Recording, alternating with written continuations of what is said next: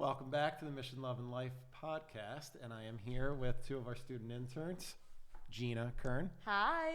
And Christopher DeMaio. Howdy. Also my nephew, by the way. Cool. So, yeah, extra cool dude. Nepotism. So we got an awesome episode coming your way, and this one is actually going to be pro-choice versus pro-life, POV. Yep. So we'll get to that in a second. Before we get started with that, I want to acknowledge our producer here tonight. We forgot to acknowledge him last time. Special shout out to John Finley. Thank you, John. all the homies love John Finley. Hello, Internet. Attention to the man behind the screen. Thank you, John. It's All right. the Wizard of Oz. It is. Yeah, Before, Wicked. did you say hashtag wicked? Yeah. for good thing. Ben Shapiro likes it, so it's got to be good. It was actually so entertaining. But Really? A little bit overhyped. We were driving home in the Sprinter van on the way back from Florida. We were all just down in Disney.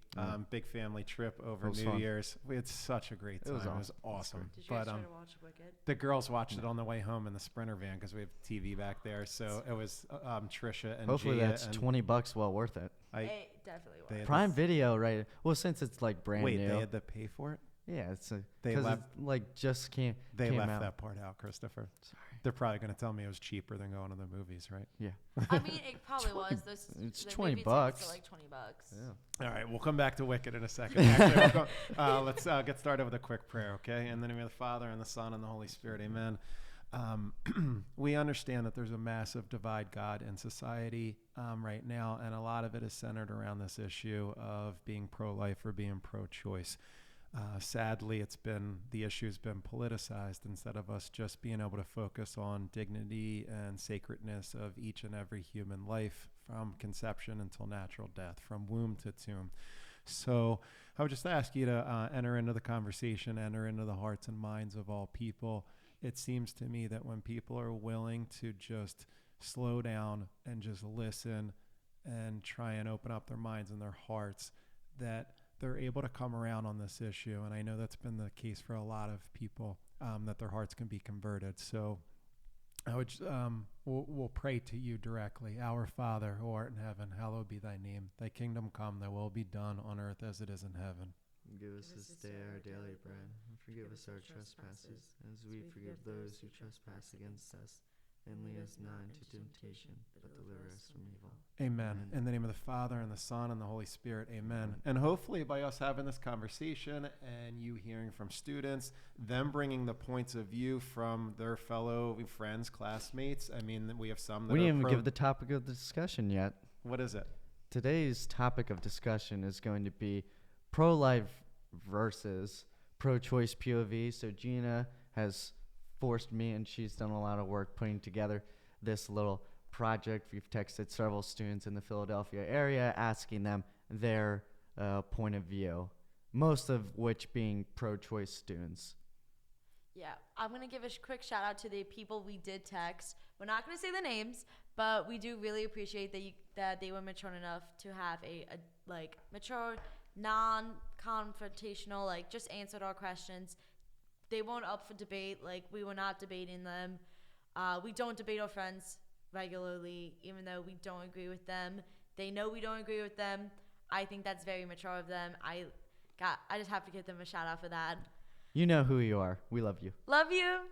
Yeah, honestly, great job. That's where this begins. It shouldn't be a divide like we talked about. Yeah. We should just be able to have dialogue with each other, and we've lost the ability to do that as a society, and we need to bring that back. So This is good. This is part of healthy dialogue. So if you don't mind, Gina, what do you want to start off with? Is it are they all pro-choice text messages? Yes. So Are there any that are pro-life, or is it so just? No, we actively attempted to just make it So we know pro-choice. exactly which one of our friends don't support abortions, who does.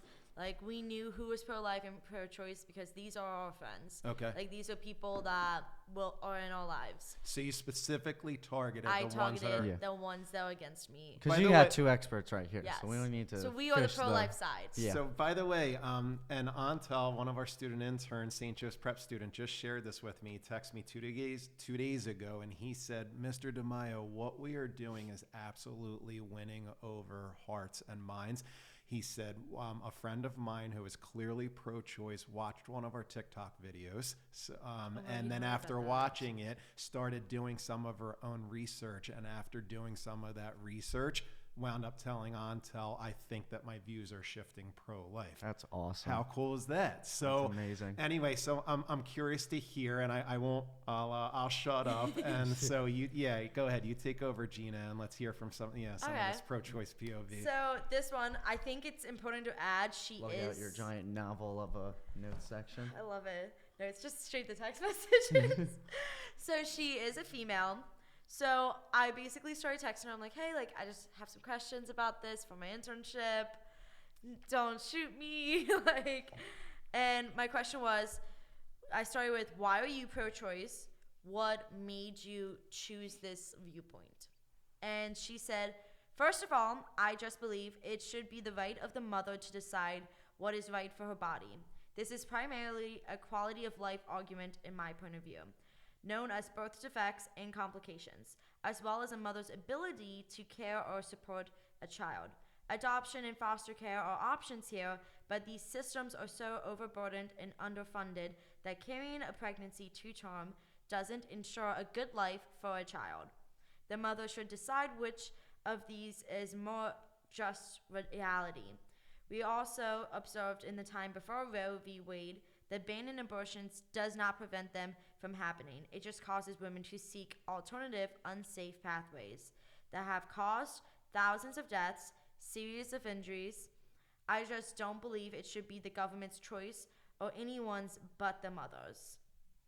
So that was just her first thing of why she is pro-choice. It was a very thought-out answer. Very well-spoken, thought-out answer. Like, I know she has researched this. I know she has been on this train since forever, basically. Like, since we started caring about abortion, she has always been for abortion. Yeah. I think the first... Do we want to address that one, or do we want to go to the next one before addressing that? I have like part 2 of that, so we can address that. I think we can break down what she said. It's a lot of words, so let's break that one down. I think what's interesting is we just got done doing the podcast with Dr. Max Mercado. Yes. Mm-hmm. So we heard about authentic healthcare coming from a physician. Mm-hmm. We just had nurse practitioner Melanie Winter here that you guys were a part of. And that was a good interview. I enjoyed that. She's so nice. She works on abortion pill reversal. She works on STD testing. Yeah. Operates Amnion Pregnancy Center. Helps operate, I should say, as a nurse practitioner. So we got a chance to hear some of the medical myths surrounding abortion. She was a nurse practitioner at one of Penn's hospitals. So we got a chance to hear some of the myths. We got a chance to hear those myths debunked.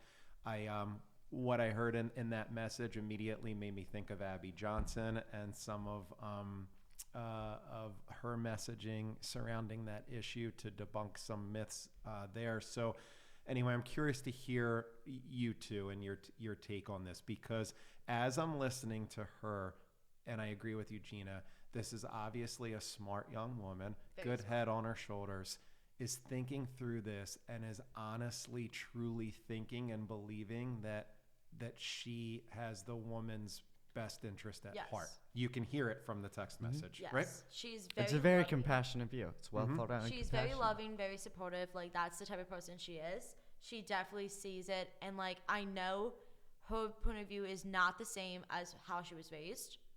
So, like, she was raised Catholic, like, very Catholic parents. I know her parents don't always see eye to eye politically. This is kind of a topic that, like, is very up in the air, different answers per her family, but I know, like, she did come to this conclusion on her own. Her parents, like, gave her the free way to come up with her own opinion. So what's the first part in there that you want to try and tackle? Probably the quality of life argument that birth defects, complications, and the mother's ability to care or support a child. I think with the whole birth defects and that stuff, prenatal testing is not always correct. I think Down syndrome is not a reason to abort a kid.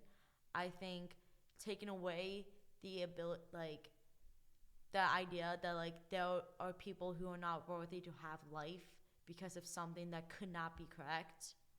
Like, I know none of my doctors found any of my medical issues before I was born. I know my brother has heart issues. No doctor saw that before he was born. My other brother, same thing. No doctor found that till after he was born. I have cousins with diabetes who were born with diabetes. It took the doctors 3 hours to find out they had diabetes. And that works the other way where, as you pointed out, Gina, there's a lot of this prenatal testing that is not accurate. Yeah. They say that it could be as high as 50% of the time that it's inaccurate. My Wow. own friend that I grew up with, they told him that his son was going to have Down syndrome, and his son was born completely fine without Down syndrome. And so as my good friend from growing up is telling me this, I'm thinking, oh my goodness, you literally could have aborted your own son at the doctor's directive, thinking that he had Down syndrome and thinking, number one, that would have been a reason to abort him. And then number two, that he didn't even have Down syndrome and that it was incorrect. So yeah, so I agree with you on that. And she mentioned, she actually lumped a few things all together in Yes. that point. So there's actually multiple different things to Yes. break down there. But And then next kinda is the mom's seemed- abilities. Yeah. yeah, so the first was the baby. And so we're now living in a world where the statistics are as high as 2/3 of children that are said that they have Down syndrome. And again, those are not always correct diagnosis, but 2/3 of those children in the United States, I believe those are the stats. I know Lila Rose from Live Action puts out these stats, and they're usually spot on. Some of them are from Guttmacher Institute, but 2/3, I believe, of spina bifida or Down syndrome diagnosis prenatal are being aborted, and I think the stats are as high as 90% over in some of the European countries. Yes. Is that correct? Yes. Yeah, we were talking about this earlier, like the Nordic countries, like they got all these problems. Like I've heard they're the happiest country in the world, but of course you're like killing all the potentially sad people But or the people that are super happy. There's this comedian Shane Gillis. He has an uncle who has Down syndrome. John so knows what funny. I'm talking about. Like Shane makes it very clear. Like Down syndrome people, the only good person you know. They're always so happy. For It's me, a- that's Aiden Milligan. If you Yeah. guys don't know Aiden from our Oh. area, check out Aiden's Salsa. Check him out on social media, Oh my Aiden Salsa. And because he started his own salsa company, I they love have that. Good for him. a beautiful program here at Villanova University where Aiden and a couple other families that we know were able to attend Villanova University for a 2-year college program Wow. that they completed. These are Down syndrome young men and young women, and yeah, they're happy, they're joyful. They wouldn't want their lives taken away over some prenatal diagnosis. So there's a lot there. Let's go to the next part of her statement, Yes. though, and it was so The It Mom first flips was the, from the baby to now the mom. mother. Yep. But it does get to like the core, the general thought And then, like, the process of systems and that the stuff. yeah. But I Like, think when you talk bad about the life mother's equals health blank. care, that's issue. yeah. I think also like when you kind of talk about like prenatal and like, oh, all these issues, it reminds me a lot about like Greek mythology when like babies were born defected, they just left them on a mountaintop. And like when you hear about Nazi Germany, if a baby was born defected, they smashed their heads or they shipped them off to a concentration camp. Like I never trust any country that thinks they have a choice in who is worthy of life or not. No country should have that power. Because if you look back in history, every country that had power like that took that power and abused it to create genocides. And that's what abortion is in America. It's a genocide. correct. And I think like when you look at it like that, that's a scary thought to think a doctor has the power because no one has that power but God. You're playing God by wanting to place value on someone else's human Exactly. life, and so that would be a viewpoint of utilitarianism. And as Christians, we don't believe in utilitarianism. If we did, then that would mean that some NBA athlete that we're watching on television has more value than the four of us have sitting in this room because they're getting paid $10 million a year. to play basketball, and so utilitarianism, completely anti-Christian viewpoint. Yeah. So it wouldn't make sense to at that point be Christian and believe in that type of logic. Yeah.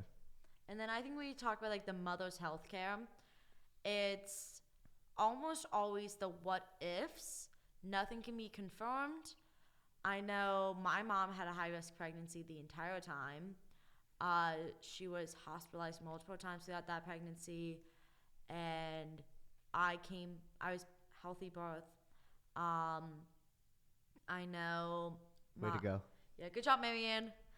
I know a lot of people have had kids that just like had issues within the pregnancy, and like they kind of just like they stayed close to the hospital. That was the solution, was stay close to the hospital.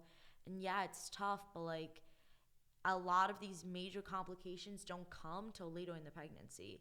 And then the cancer debate, like what happens if a mom has cancer, is going through chemo, like those debates science has solved. Like they have found loopholes to it. They have found ways to do it, that if you're pregnant, you can have treatments in a different form, or you can do different therapies, and everything's up in the air, of course. And it seems to me, and Christopher, I'd like you to weigh in, but it seems to me that this has become more of a talking point that's not actually a talking.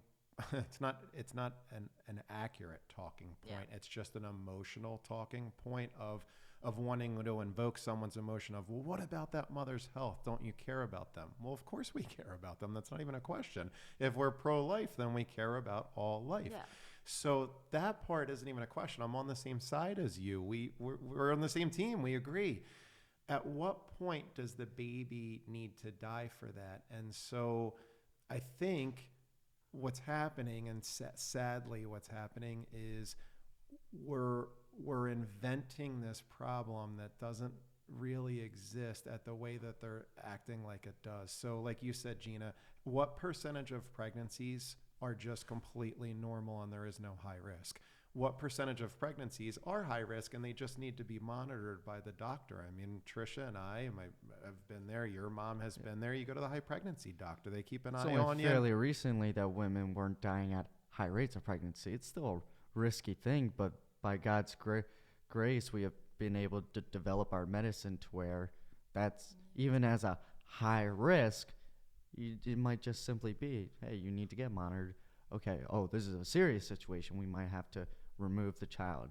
And this is something that I've always found when having abortion discussions, is the thought that, and obviously I can be corrected if I'm wrong, there is no medical scenario that risks the life of the child or the mother where abortion is the sole answer. I think at the minimum, birth is, if you think about moms that had birth, like preemie babies. I'm a preemie. Yeah, I was not a preemie. I was late. I was a month late. Yeah. Made my mom wait. Tisk, but like, tisk, tisk. Me too. My poor little mom. I came 2 weeks late and I was 9.5 pounds. Oh, man, and anyone bro. who knows I was Mrs. 6 pounds. I was a light one. Oh man, poor Nona. Anyone who knows Mrs. DeMaio, she's like 4'11", and she had to carry me. Poor thing. Thank you. Giovanni's already taller than her.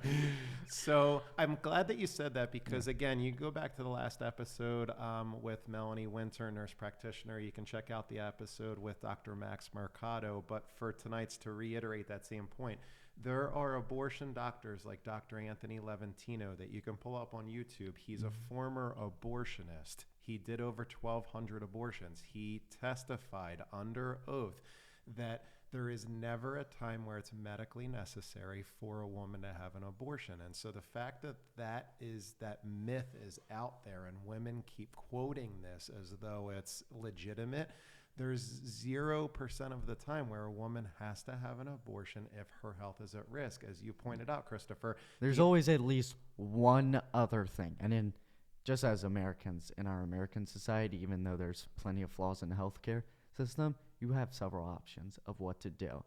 And obviously, going through difficulties in the pregnancy is a tragedy, and there's a love and compassion that is required through it. But you can be blunt on this point. Abortion is not necessary in any way, shape, or form. And then The you also doctors think- and the abortionists have said, and many of them have, it's all they have to do is deliver the child. Delivering the child gets the mother's life or health out of risk or peril once the child is delivered. That's the part we make blunt and clear. That's a medical fact.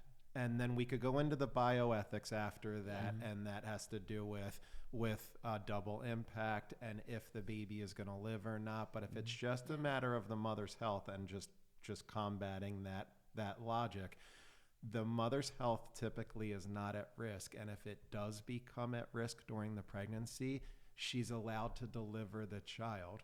Yeah. And that will immediately get her out of risk. So Yeah. we're not forcing, because I've seen that a lot. I've seen people even comment on some of our posts on social media.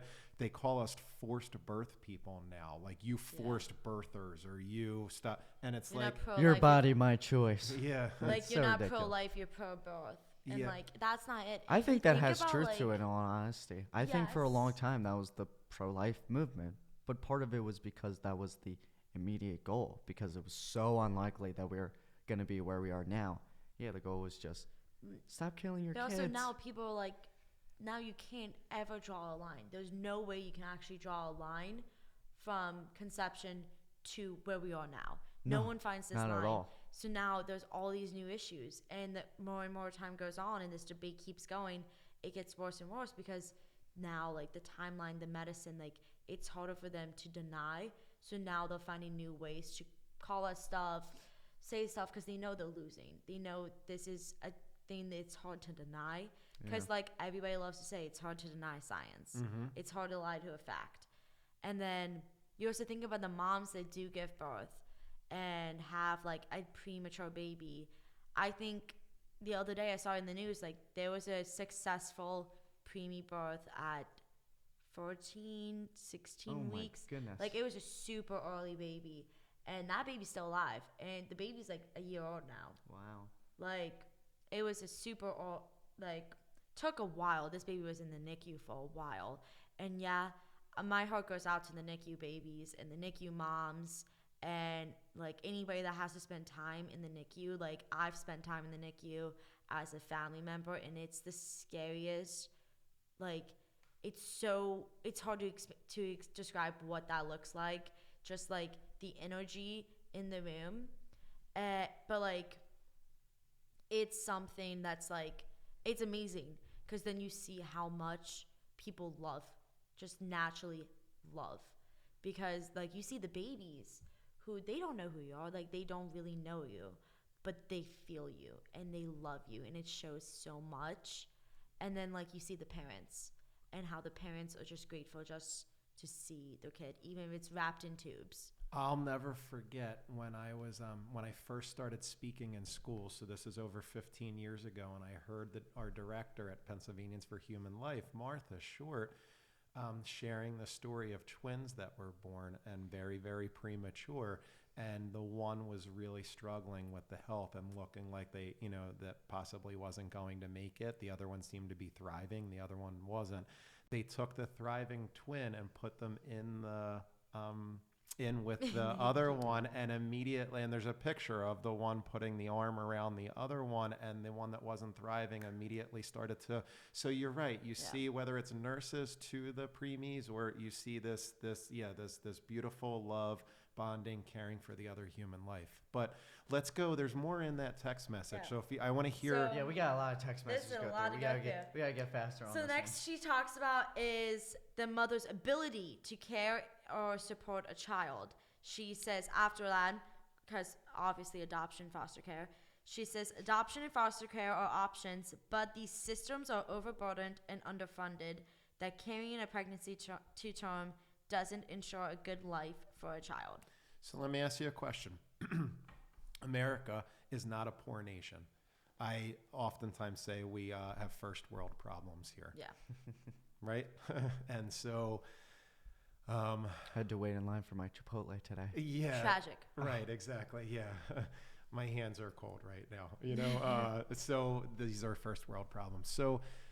So what the person is arguing for is that and so in this country of America, we don't have this income disparity like there is in some other, third world nations. So we don't quite have that same level of an issue, and we're not going to sit and debate that. But there are over 3,000 pregnancy resource centers here in the United States that are providing mothers and women with care. You guys know we support many of them here in our local area. We've done diaper drives and everything. It's been great. Unbelievable. So the resources are very much there and present if someone seeks them out. Now, what I would agree with her on is we have a very, very broken system, and there's a lot of bureaucracy and, obviously legislatively, politicians, yes, both sides of the aisle. I don't think they're getting the job done. Could not agree with her more.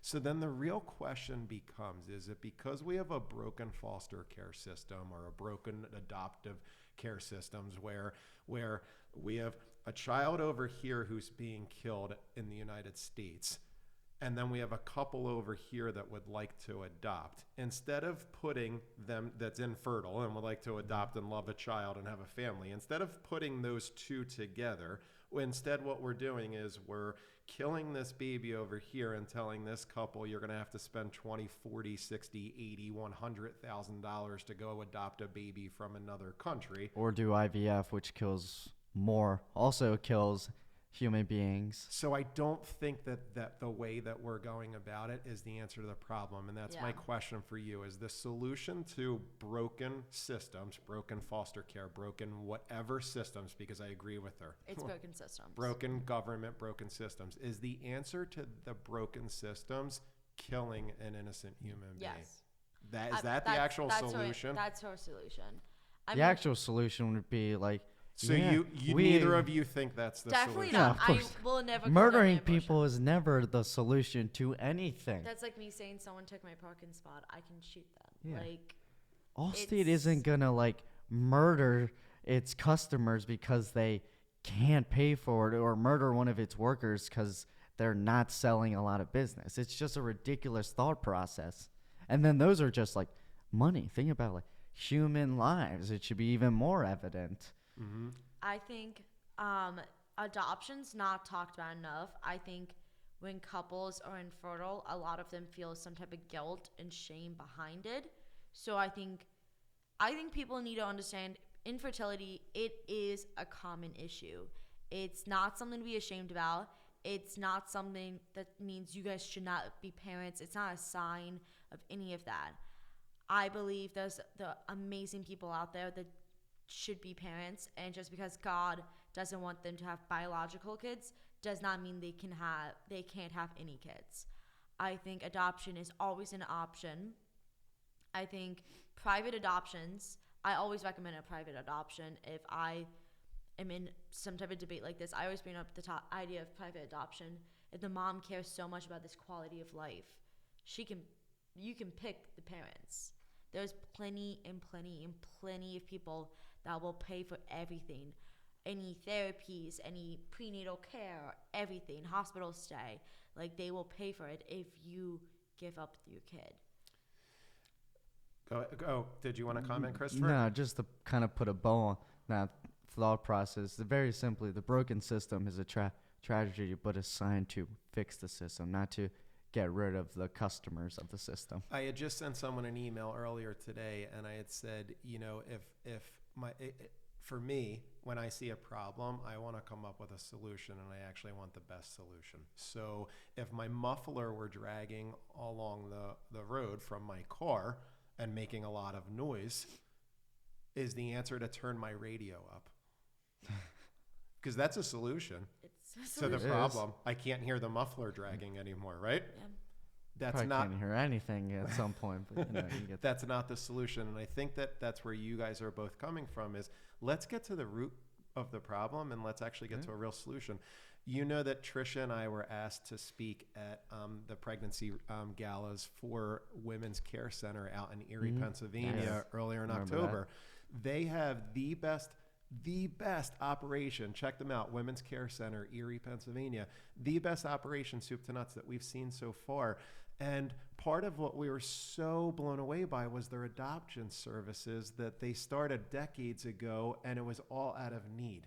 It's what you said, Gina. It was a mom who was choosing life but wanted the best life possible for their baby, and so they started adoption services, and so it's wonderful.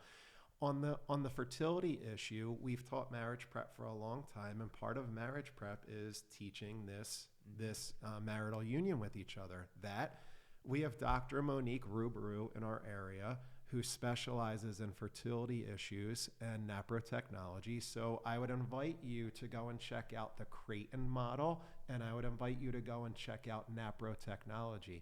Because on that note, if we care so much about women and women's bodies and women's health, why would we want women to be putting a foreign pill or something into their system with side effects? Why wouldn't we want them to have the most natural fertility possible? Yes. And let's get to the root cause of their problems. As Dr. Monique and others, I would invite you to look up the Gina Center in Philadelphia and take a deeper dive into naprotechnology and the Creighton model, so you can find natural options to take a look at your fertility. That would be... It makes perfect sense. I think another thing too, when you think about all this too, it's like people, especially when adoption is, you think about how much money, like this is not becoming a state by state thing, but how much our taxes are going into fund certain parts of abortion. Like Pennsylvania, some of my tax dollars at one point were going to Planned Parenthood. If you think about how much money we put in school systems or systems that are also failing, but like with defunding foster cares and adoptions. And I think instead of funding by our tax dollars abortions or paying through insurance companies, I think we need to start putting money towards fertilization treatments, towards adoption centers, fostering. I think we need to make every hospital, like their Good Samaritan laws behind child drop-off, more valid and stuff. I think that it's just Catholic churches need to open up the orphanages again. I agree. Church runs it all. I think because I know I had an experience one time of a mom dropping off a kid. This mom was so scared, she gave her baby to a 12-year-old. I was the 12-year-old. It was the most scariest thing. Gina, it's crazy. I'm glad you're saying that, because to have money taken out of my paycheck to go towards something that I fundamentally don't believe in financially and I morally don't believe in theologically is completely unacceptable. So how would a pro-choice person with that viewpoint feel if I took taxes out of their paycheck and I used it for the adoption services that we're providing at our pregnancy resource center? I feel like they'd be pretty okay with that. I feel like if they keep saying stuff like it's a broken system, I think then you gotta quite literally put your money where your mouth is, and we can fund the systems up. We can put more funding in it.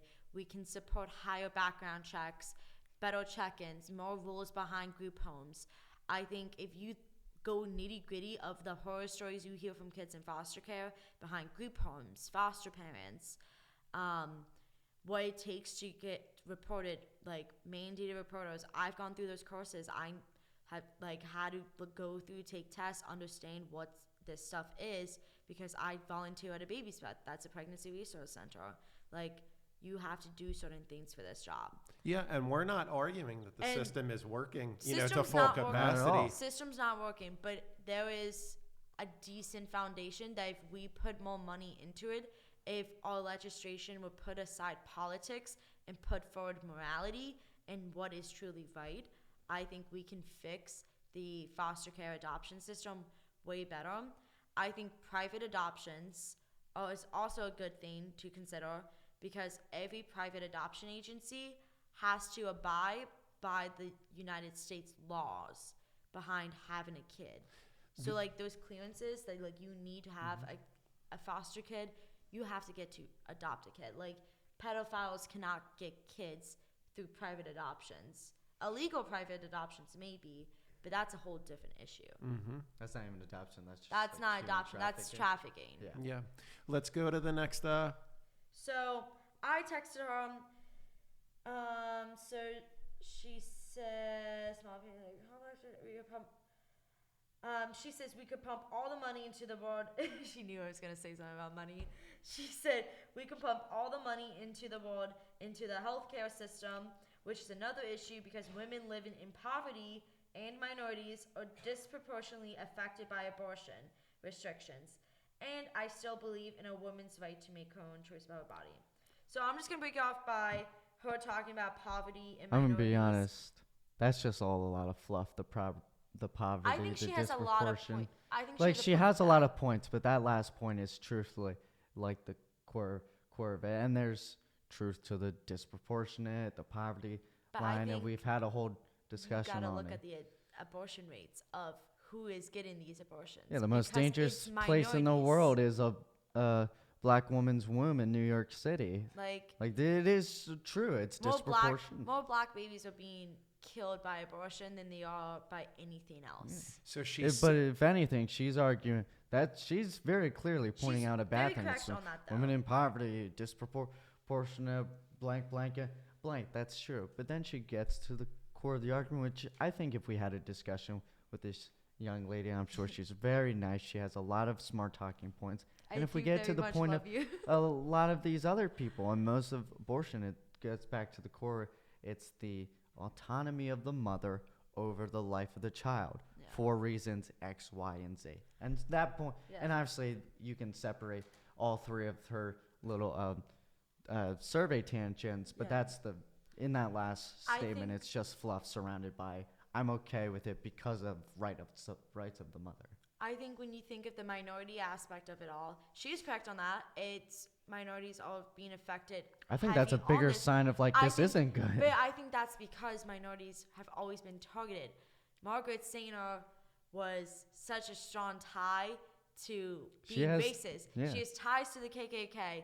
She Just to clarify, hated- not in it, she was ties not to in- it. Then. She was not in the KKK. She was not allowed to be in it at that time due to her background. But I believe that she was invited to. she was invited to speak at multiple times. Yes. And she agreed with the KKK's teachings. Keep in mind, she was Irish, immigrated, and Catholic. So, that's a lot Rough.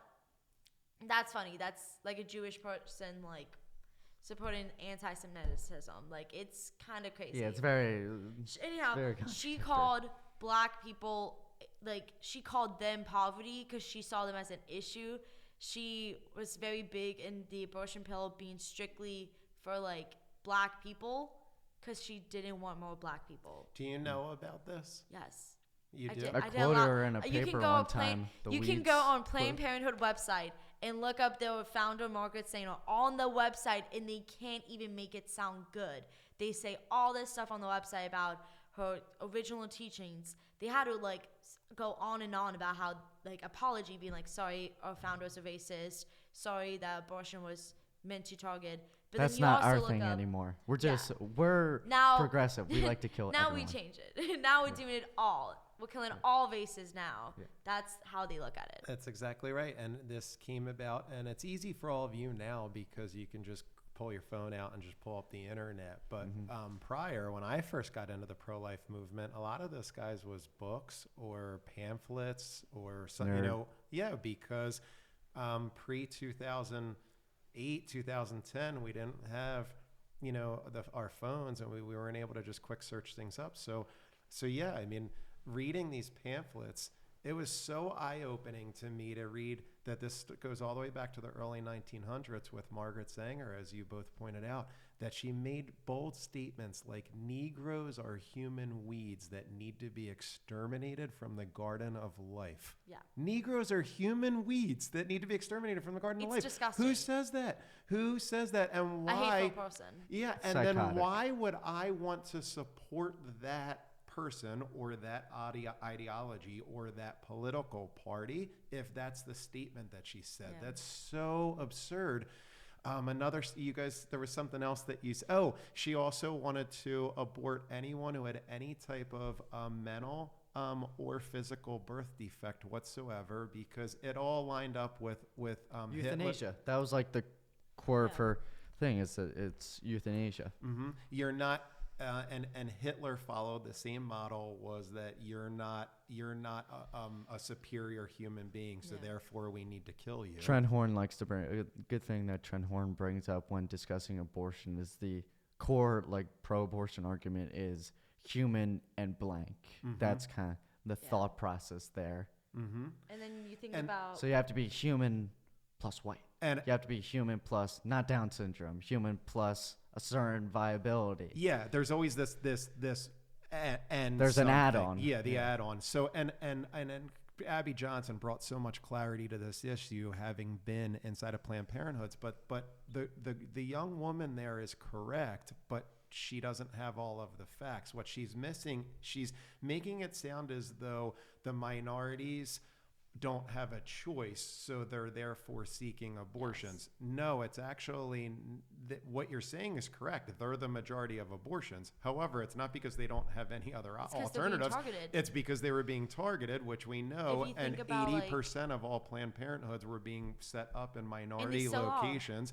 They're called their super stores, if you will. And so, as you said, Christopher, the most unsafe place for a black baby is in the womb. In New York, it's almost a 1-to-1 ratio, which is really, really sad. Ryan Baumberger has said a lot about this, and like you think about Philly specifically, and like I'll tell you about out west Planned Parenthoods in a minute, but like the Philly Planned Parenthoods, like those people who work for Planned Parenthood who stay outside of like Philly and Delco high schools, but it's not the private ones. It's not the ones me and your white daughters will attend. It's the ones that are majority black. They have they're in the ghetto parts of Philly. They're in the areas that have more black people. And like Philly is known for being such a diverse city.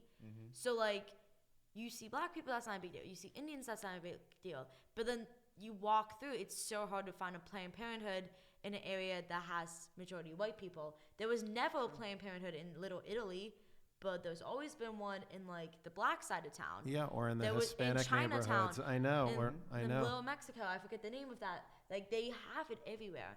And then if you go out west, Planned Parenthoods out west were never like it was never in Topeka.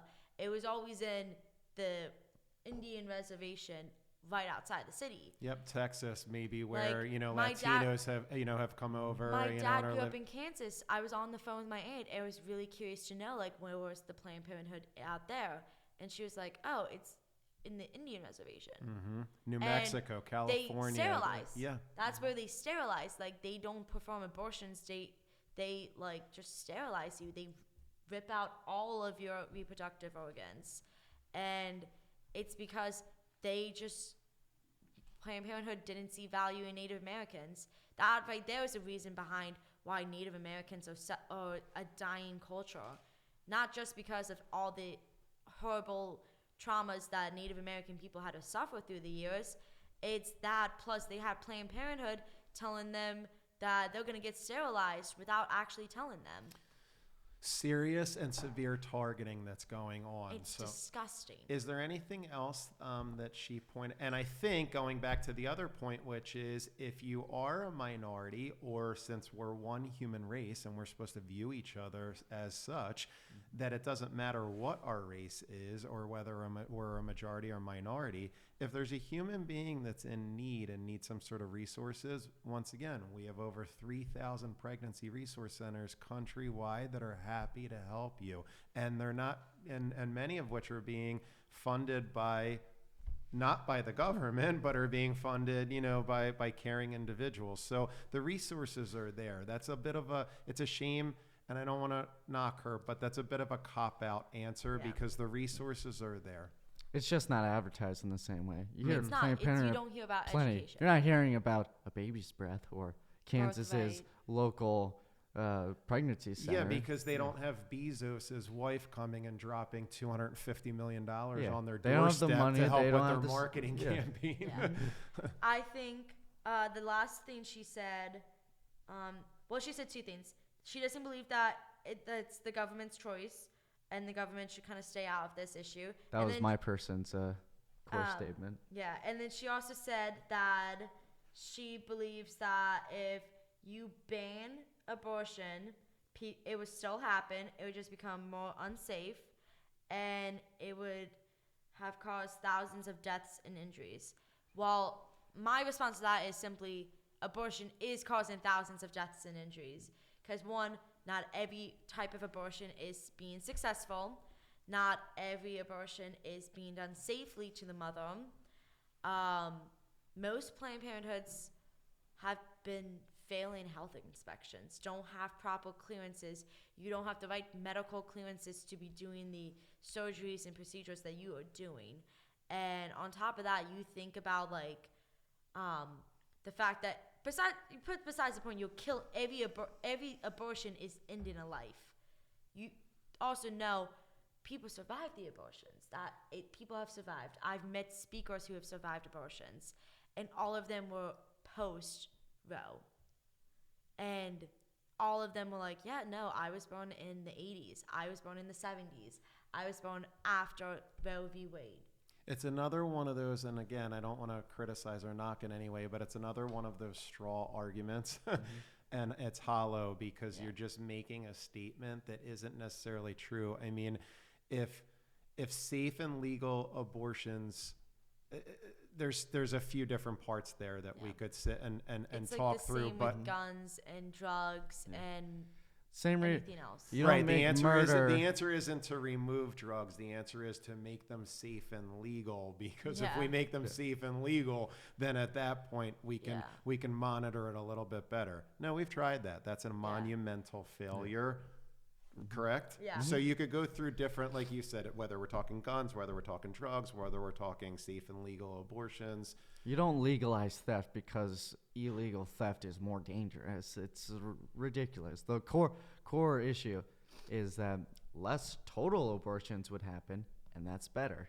Yeah, because in order for an abortion to be deemed successful, as you pointed out, Gina, that means a baby human needed to die. That's in order to deem it successful. We also know that there's going to be complications from abortions. And sterilization, which then denies any future life of being created. They already have 30 plus deaths documented just in the first year since the abortion pill is running rampant all over the scene. As you pointed out, Christopher, the number of abortions haven't decreased because they're safe and legal. They've wildly increased to a point where we have over 60 million in the United States since Roe v. Wade.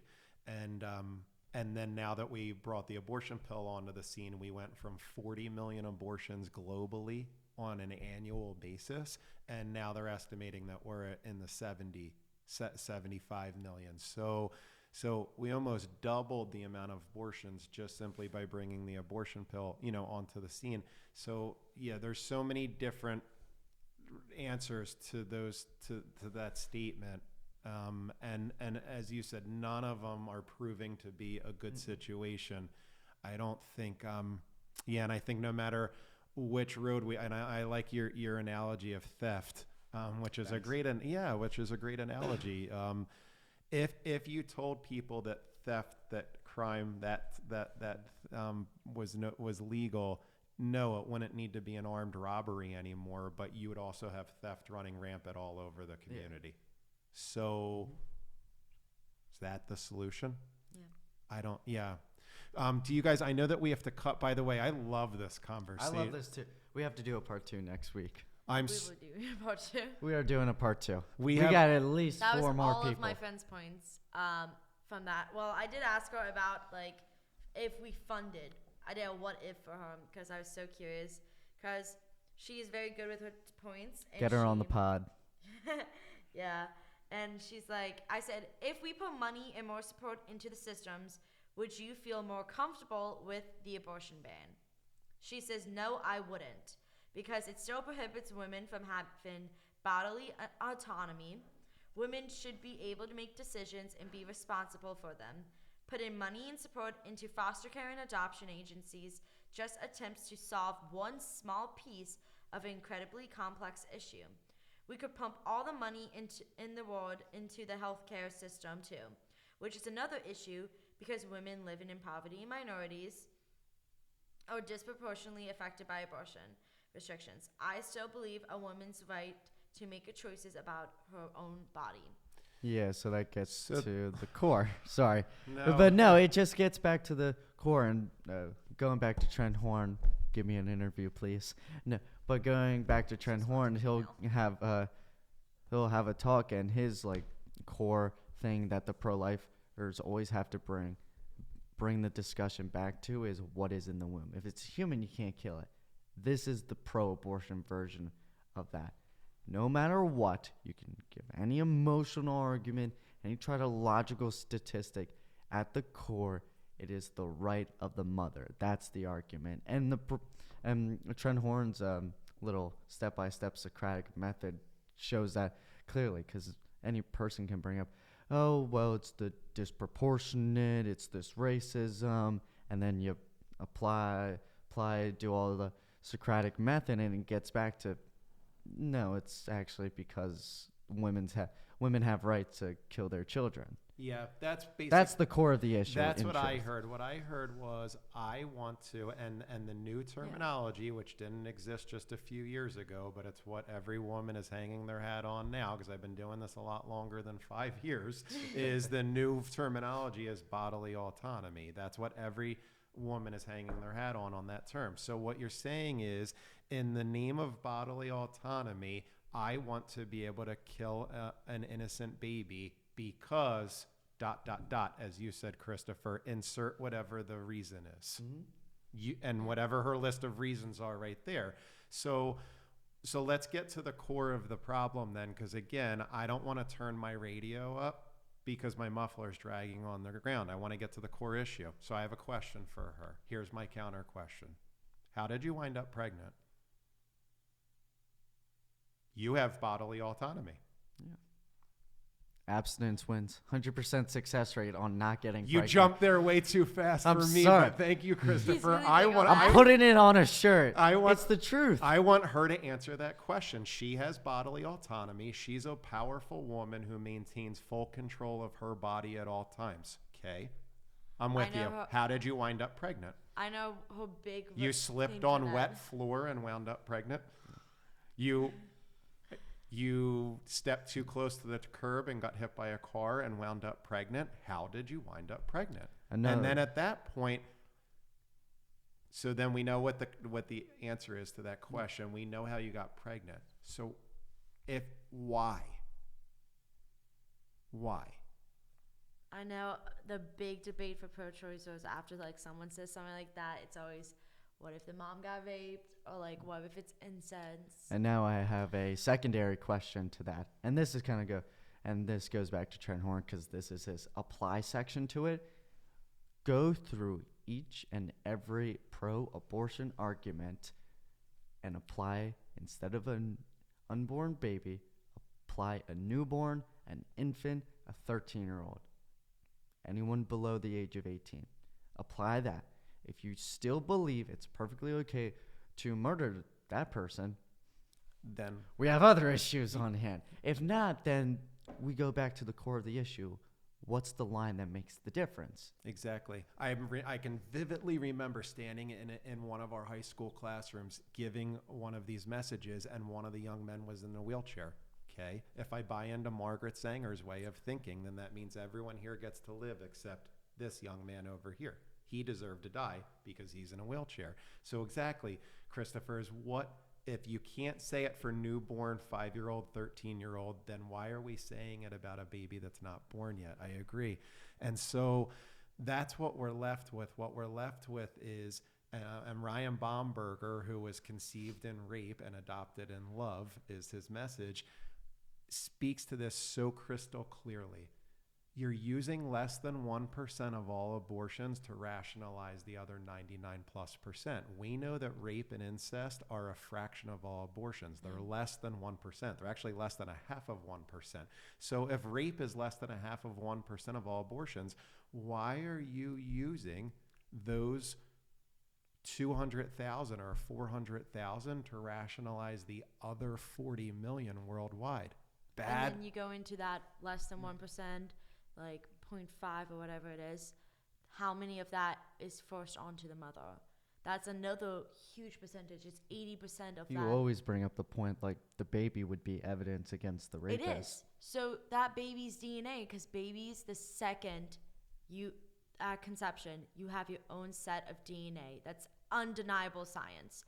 That is just how people are formed, because no one is made the same twice, unless you're an identical twin. That's the only exception. Even then, they have their own fingerprints. But basically, with that, sex traffickers know that. Rapists know that. Child predators know that. It's common sense. It's science. Everybody knows that. So if a mom gets raped who is under the age of 18, under the age of 16, or whatever the age of consent is in your state, what happens is then, okay, I just got a girl who will send me to jail if they did a DNA test or a paternity test. Boom. Abortion clinic. Here we go. Oop, take this pill. Like, they will give them whatever they need. You can get the chemical abortion pill online. You don't even need to confirm your gender to get that pill. That means sex traffickers and child predators have that pill at access. We're giving them the green light to continue. That's more of an abhorrent behavior, right? And Planned Parenthood fails all the time on reporting when a mom says, I got raped. That's why I'm here.